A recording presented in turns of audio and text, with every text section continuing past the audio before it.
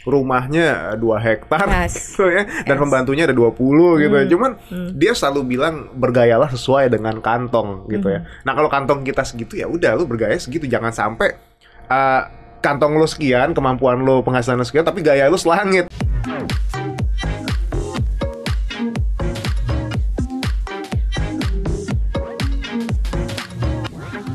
Halo Sobat Cuan, welcome di podcast Jawab Cuan, Talk with Expert. Hari ini ada expertnya adalah Mas Akbar Aulia Akbar, Financial Expert CNBC Indonesia ya.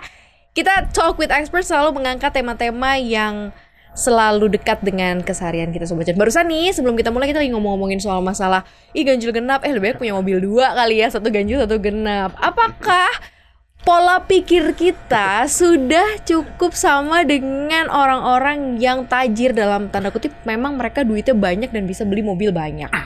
Tapi ternyata enggak loh ya, karena kita pernah ada satu artikel yang dirilis juga sama CNBCindonesia.com. Itu mengangkat gimana sih cara orang kaya kemudian menggunakan uangnya melakukan kehidupan kesehariannya. Ternyata nih Mas Aul lumayan surprisingly, misalnya kayak contohnya nih Raffi Ahmad. Kita tahu kan dia udah kayak apa warawiri di TV, pergi ke luar negeri. Dia ternyata itu bangun pagi-pagi buta, tidurnya 4 jam doang sehari ya. Kemudian CEO-nya Facebook kayak Mark Zuckerberg ya, Elon Musk juga.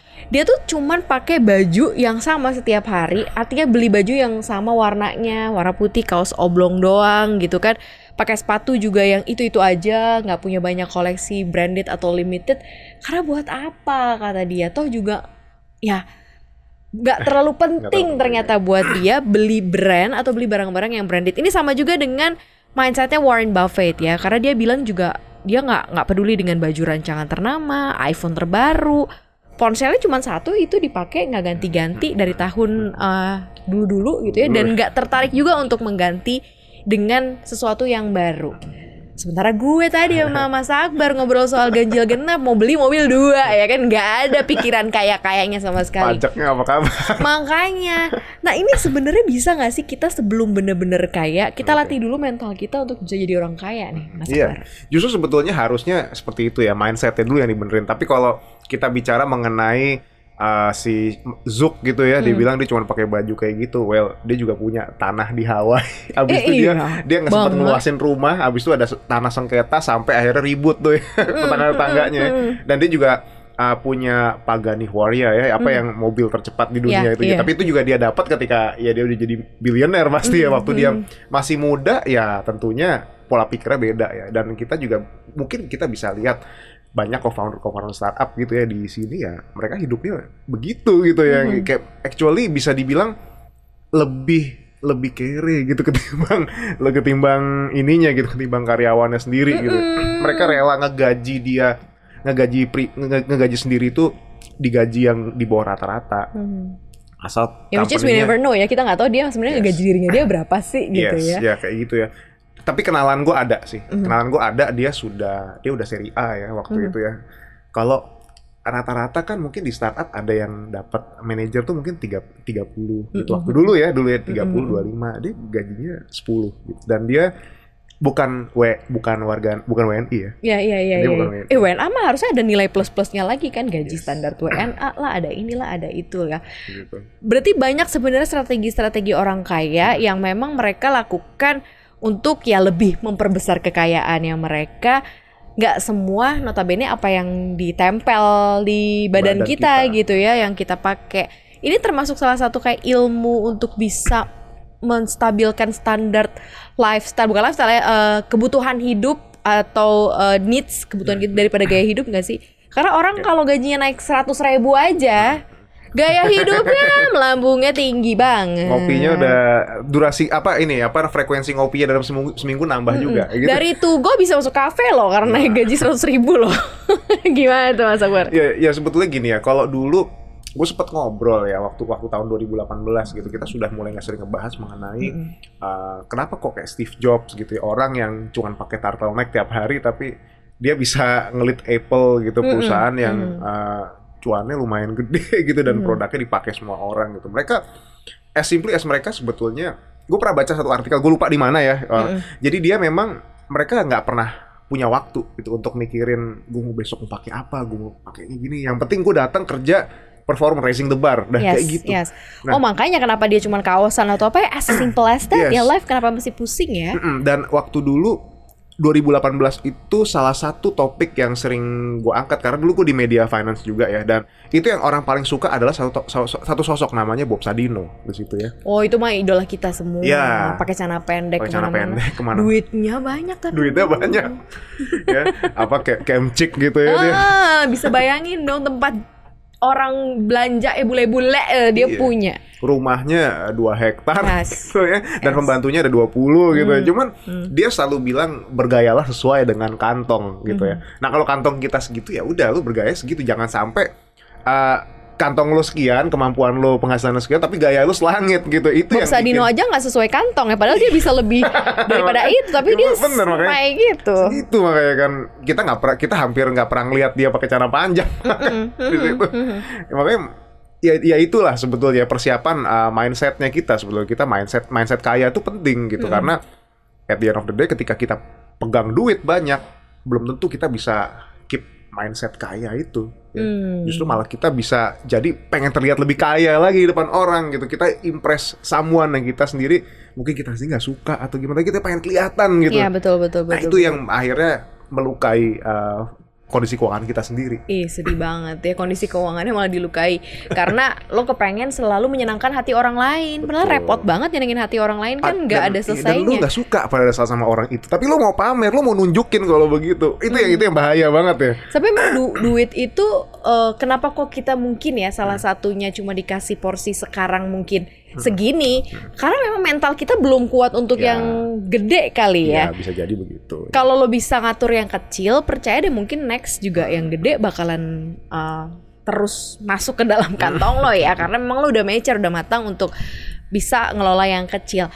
Nah, kalau sekarang apa yang bisa kita adaptasi dengan si orang-orang kaya ini, terutama bagaimana mindset mereka terhadap duit. Gitu, lo ngeliatnya kayak gimana Mas Akbar? Karena kalau yang gue lihat nih, hutangnya orang kaya, orang-orang yang mungkin punya apa ya, istilah aset miliaran itu hutangnya juga gede. But it's fine gitu ya. Mungkin itu cuma 30% bahkan kurang daripada asetnya mereka. Tapi bagaimana mereka bisa mengelola itu kan? Bahwa memang ada juga ternyata orang-orang yang memutuskan untuk berhutang buat bisnis, mungkin berhutang untuk sesuatu gitu. Tapi banyak juga yang gagal gitu kan. Jadi akhirnya jadi ya udah mangkrak gitu aja, jadi kayak nyicilin tapi nggak jadi apa-apa. Jadi sebetulnya gini ya, kalau personal finance, kita bicara masalah personal finance tuh ada yang namanya net worth atau kekayaan bersih. Rumusnya simple. Untuk kita tahu kekayaan bersih kita totalin aset kita kurangin sama utang kita. Kita punya aset 100 juta ya. Kita punya utang 50 juta. Ya udah, kekayaan kita 50 juta. Nah, kalau misalnya kita bicara mengenai utang-utangnya orang kaya, mereka juga berutang ya. Tapi berutang untuk keperluan menambah kekayaannya dia, baik itu secara income, dia kredit modal kerja gitu ya, atau as simple as dia bisa aja berutang karena emang ada tuntutan bisnis pembiayaan di situ. Karena lo udah ketika lo mengajukan pembiayaan, otomatis kedepannya saat dia butuh lebih gede lagi kan akan lebih gampang di situ ya. Atau juga bisa jadi untuk dia memperkecil biaya operasional usahanya biar nanti pajaknya nggak mahal-mahal. Itu mah akal-akalan ya. Wih nggak tahu ya. Tapi nggak tahu. Tapi maksudnya gitu ya, pembiayaan yang mereka lakukan tuh pasti ada reasonnya, dan itu akan menambah kekayaannya dia di masa yang akan datang. Nah sekarang kalau balik kita cuman ngajuin pembiayaan buat beli mobil ya, ganti gadget ya, atau beli motor lah segala macam, kita membeli suatu aset yang nilainya bakal terdepresiasi di masa yang akan datang. Itu nggak akan jadi net worth juga. Oke, nambah hari itu. Net worth lo nambah dengan adanya aset pribadi itu. Cuman tahun depan, depresiasi 25% akan turun. Nggak ngaruh apa-apa. Turun lagi, dan akhirnya kita gitu-gitu aja. Kita nggak tambah kaya gitu. Ya udah gitu.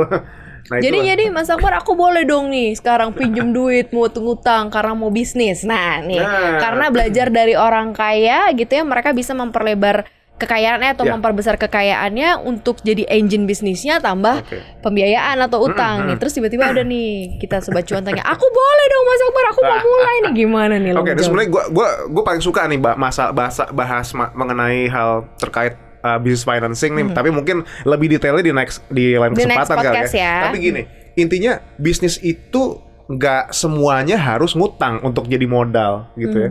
Nah, kalau emang kita sendiri belum ada kompetensi ya, mungkin bukan kompetensi, kompetensi mungkin ada, cuman pengalaman lah di situ. Tapi kita sudah minjem duit gitu, kita minjem duit untuk mendirikan usaha yang dengan harapan kita bisa dapat berapa dari usaha itu. Risikonya gede, ya. Mendingan kita mulai dari yang kecil-kecil dulu.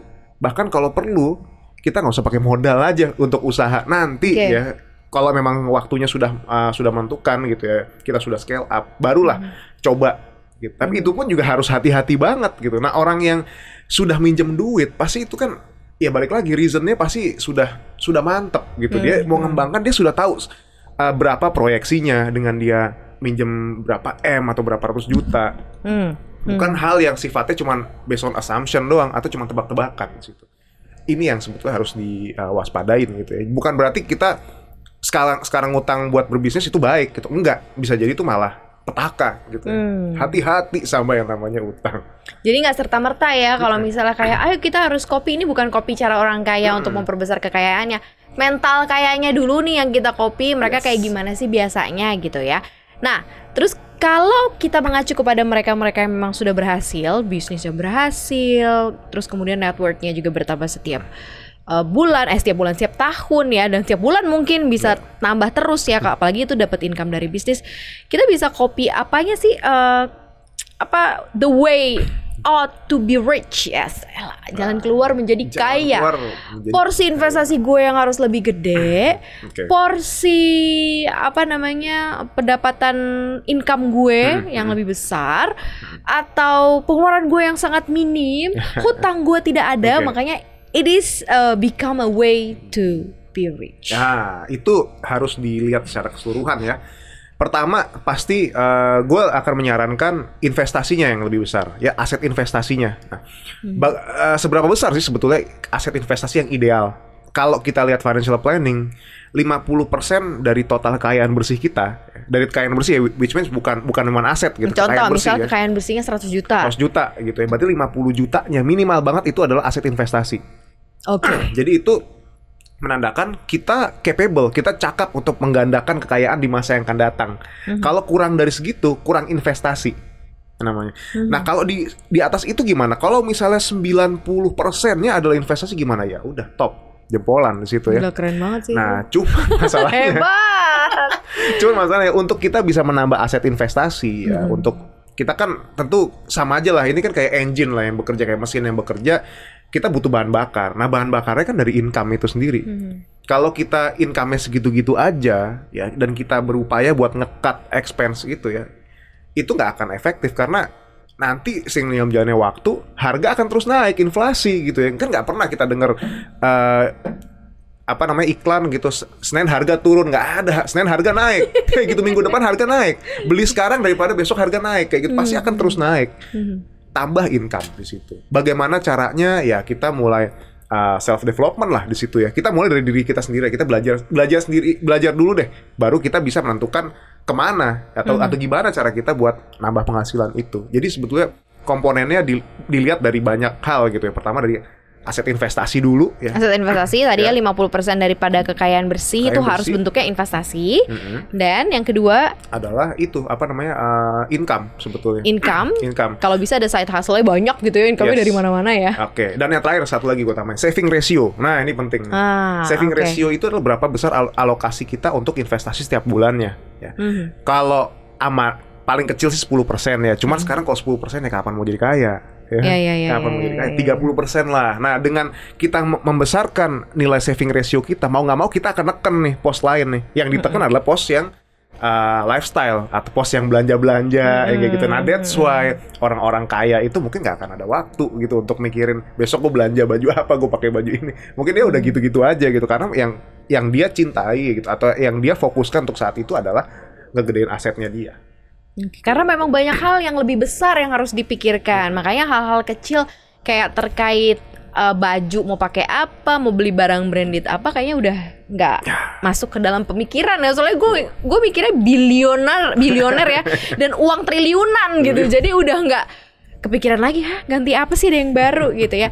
Sama satu hal mungkin supaya lo bisa punya mindset orang kaya, lo harus kumpul sama orang-orang yang juga punya mindset yang sama. Nah, itu penting sih, Kak. Jadi ya nggak sih, tempat tongkrongan lo juga harus punya mindset untuk bisa memotivasi lo ke arah sana juga. Kalau bisa bahkan gue sempat baca ya. Jadi sebisa mungkin kita jadi paling goblok lah kalau di antara orang-orang itu. Jadi kita bisa kita bisa berkembang di situ. Kita bisa belajar hal yang kita nggak ketahui gitu. Kalau daripada kita jadi orang paling pintar di satu komunitas, ya udah kita nggak bakal berkembang kemana-mana.